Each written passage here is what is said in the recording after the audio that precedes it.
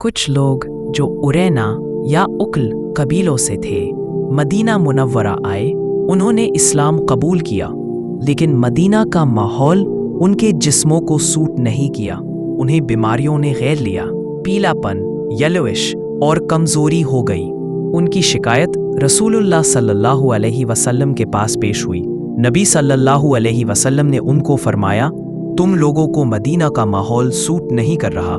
तुम लोगों को हमारे सदाकत बैतुल माल के ऊँटों के पास चले जाना चाहिए। वहाँ उन ऊँटों का दूध और पेशाब दोनों मिलाकर पियो, इससे तुम्हारी सेहत बेहतर हो जाएगी। वो लोग चले गए और उन्होंने ऊँटों का दूध और पेशाब पिया। अल्लाह के हुक्म से उनकी सेहत दुरुस्त हो गई, लेकिन फिर उन लोगों ने खयानत की।